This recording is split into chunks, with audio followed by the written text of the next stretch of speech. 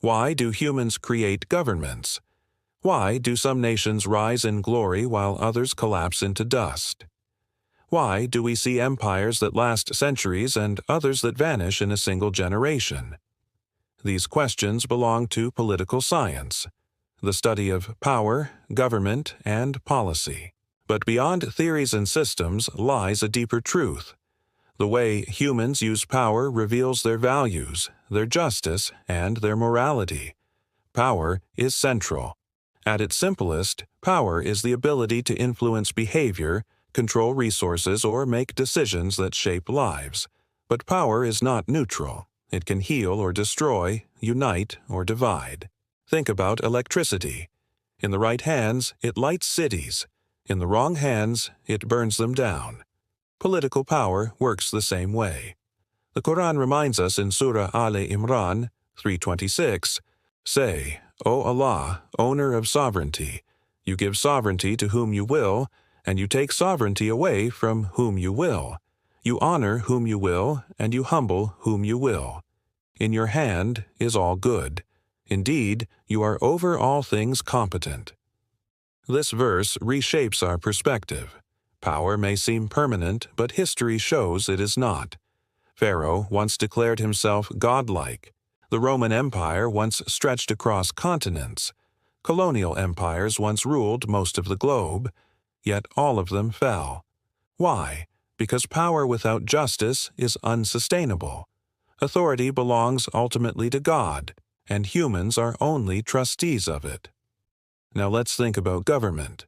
From tribes to monarchies, from republics to modern democracies, every society has some system to regulate life. Without rules, there is chaos. Without leadership, there is fragmentation. But what kind of government is just? Political science studies constitutions, institutions, and elections. Revelation, however, goes deeper. It teaches that government is not simply a structure of control, but a sacred trust. In Surah An-Nisa 4-58, it is said, "Indeed, Allah commands you to render trust to whom they are due, and when you judge between people to judge with justice. Excellent is that which Allah instructs you. Indeed, Allah is ever hearing and seeing." Here we see that governance itself is described as an amanah, a trust.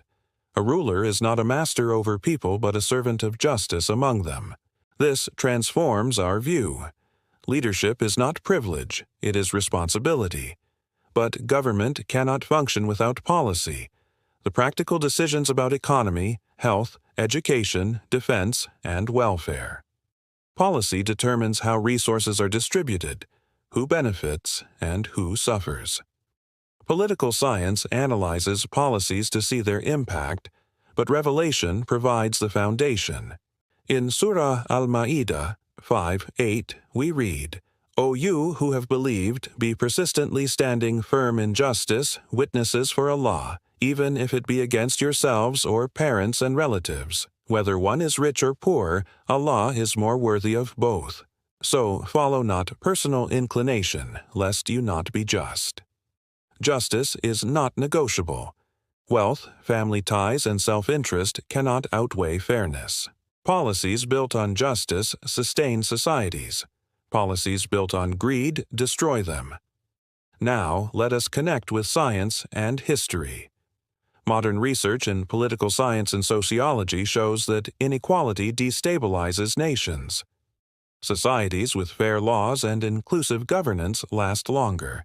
Those corrupted by injustice collapse. Look at history. The French Revolution erupted because of inequality and oppression. The collapse of the Soviet Union came from corruption, inefficiency, and a failure to serve its people.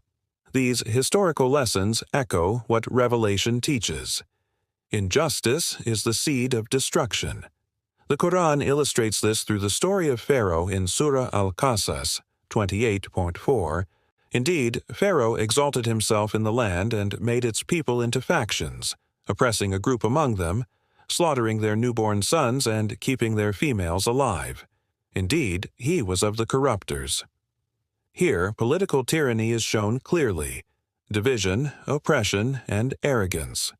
History confirms it. Tyrants may rule for a while, but corruption eats their foundations. But political science is not only about rulers, it is also about people. Power becomes corrupt when people remain silent. Governance becomes healthy when people participate. The Quran praises communities who live by consultation in Surah Ash-Shura 42-38.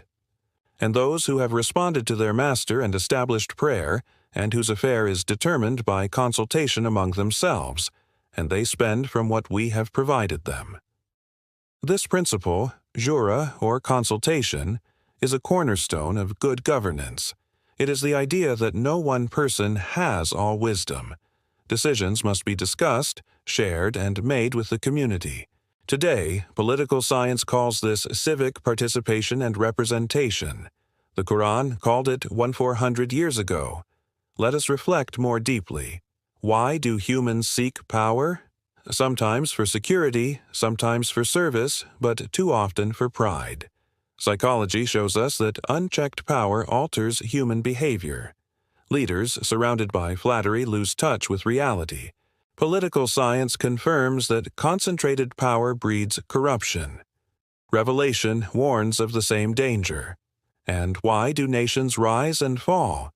Not merely because of armies or wealth, but because of justice or injustice. Empires built on oppression always collapse. Empires built on justice thrive, even if small. This is not only a spiritual truth, it is a sociological law. So, what is political science really? It is the study of human authority, how it is gained, how it is exercised, and how it is lost. Without revelation, it is a science of systems and theories. With revelation, it becomes a moral compass. Power is a trust, government is a responsibility, and policy must serve justice above all. In the end, true political science is not about rulers, but about responsibility. Not about nations, but about people. Not about the survival of power, but the survival of justice. And all power, all sovereignty, all authority returns to the one who gave it in the first place.